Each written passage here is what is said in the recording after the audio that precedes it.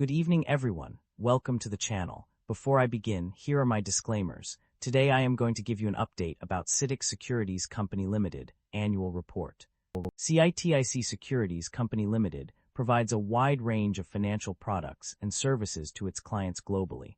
The company operates through 5 main segments: brokerage, asset management, securities investment, securities underwriting, and other. The company offers various investment banking services, including equity sales and trading, merger and acquisition, asset-backed securitization, and bond issuance. It also provides asset management services for active, passive, and cross-border investments, as well as alternative businesses such as private equity and hedge funds. In addition to these services, Citic Securities offers wealth management solutions, including trade service, investment management, and asset allocation and succession planning. The company's FICC business includes sales, trading, investment advisory, and structured products and derivatives. The company also provides various other services, including research, custody, fund administration, interbank market client clearing, margin trading, short selling, securities borrowing and lending, and stock repo and financing. These services cater to corporate, institutional, and retail clients worldwide. The income statement shows that the company revenue have been declining annually and operating income have not been increasing. This shows that the business is under pressure with rising cost and its management is unable to expand the business. The primary drivers of revenue growth for a company can be categorized into several key areas. Firstly, the company's ability to secure equity financing and bond financing exceeding RMB 60 trillion has been a significant contributor to its revenue growth. Additionally, the assets under management of financial products reaching over RMB 800 billion have also played a crucial role in driving revenue. The company's strong performance in underwriting volume, ranking first in the market on Star Market, KaiNext, and BSE, has also contributed to its revenue growth. Furthermore, the green bond underwriting volume ranking first among peers has been another key driver of revenue growth. The international business has also seen steady growth, with a new record high in revenue contribution. In terms of specific areas, the company's investment banking revenue has increased by 49.14%, while brokerage revenue has risen by 38.65%. Market trading activity has also increased, with average daily trading volume up 69.77%. The strong overall performance of the securities market, with all major indices posting gains, has also contributed to the company's revenue growth. On the other hand, the primary drivers of revenue decline can be attributed to several factors. Firstly, underwriting services have been affected by the uncertainty surrounding the outcome of service transactions. Additionally, interest rate risk and exchange rate-sensitive financial instruments have resulted in potential revenue decreases. Currency risk has also had a negative impact on revenue. Furthermore, the company's disposal of property, plant, and equipment, amortization of land use rights, and impairment of intangible assets not readily for use have all contributed to a decrease in revenue. The increase in trading deposits and performance deposits has also resulted in a decrease in carrying amount of financial assets at fair value through other comprehensive income. Overall, the company's revenue growth can be attributed to its strong performance in underwriting volume, international business, investment banking revenue, and market trading activity. However, it is also facing challenges from interest rate risk, exchange rate-sensitive financial instruments, currency risk, and disposal of property, plant, and equipment. Net income experienced a significant increase of 38.58% year-over-year, as stated in 2 separate reports. This substantial growth is attributed to various factors. Firstly, the company's improved operating performance, industry leadership, and core competitiveness have contributed to its enhanced profitability. Furthermore, the successful implementation of the 14th Five-Year Plan period has played a crucial role in driving this change.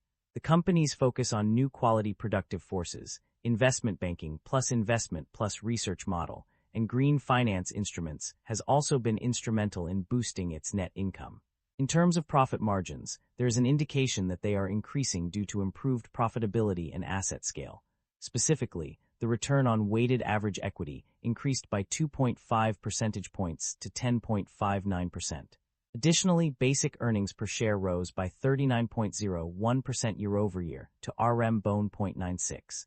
These changes in net income and profit margins can be attributed to a combination of factors, including improved operating performance, industry leadership, and the successful implementation of strategic plans. The company's focus on innovation and diversification has also contributed to its enhanced profitability. The company's financial performance indicates a significant milestone. According to the provided information, one of the key takeaways is that the company is successfully generating positive operating cash flow. This achievement suggests that the business is capable of producing sufficient funds from its core operations to cover its expenses and investments. This positive development has likely been driven by various factors, including efficient management, effective cost control, and a strong market position.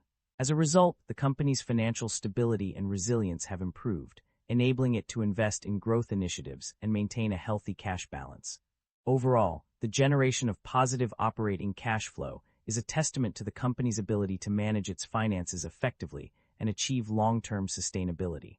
The company's debt level has undergone significant fluctuations. On one hand, the total debt decreased from $211.7 billion in 2024 to $201.9 billion in 2025, indicating a reduction of approximately $10 billion.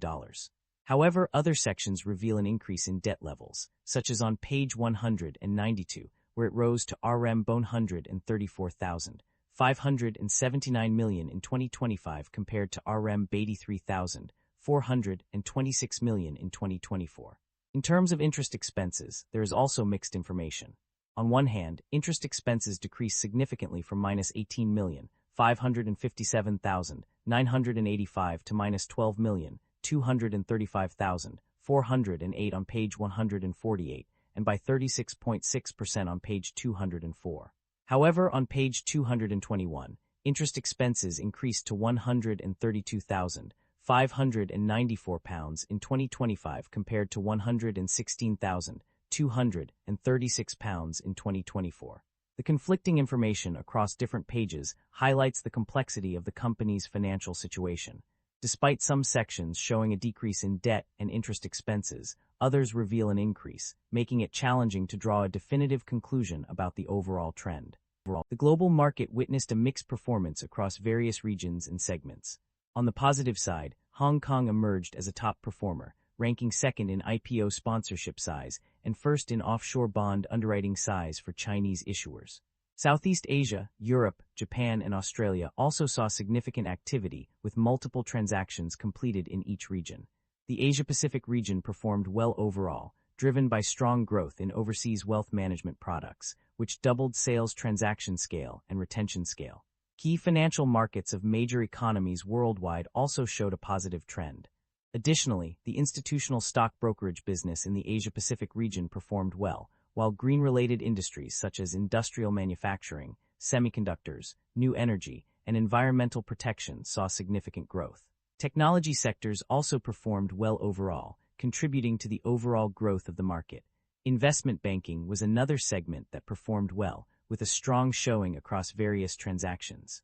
On the other hand, trading and interest rate-sensitive financial instruments showed signs of decline, with trading performing poorly and interest rate-sensitive financial instruments decreasing in value from 2024 to 2025. It is worth noting that some regions and segments did not have any performance information available, including Africa, Latin America, domestic Chinese market, Europe, except for key financial markets, brokerage and asset management. Management is emphasizing the importance of structural optimization and quality enhancement in the asset management industry. They aim to deepen service capabilities across various client types and products, while enhancing service competitiveness in key regions.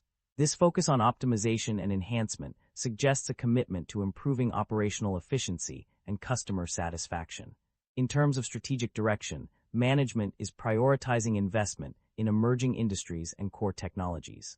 They are adopting a top-down, research-first approach to identify investment targets in niche sectors with strategic alignment and technological capabilities. This indicates a forward-thinking strategy that seeks to capitalize on new opportunities and stay ahead of the competition. The company's competitive position is strong, thanks to its global network and unique industrial position. Management plans to continue serving Chinese clients going abroad and introducing overseas clients to the domestic market. This suggests a focus on expanding the company's reach and increasing its presence in international markets.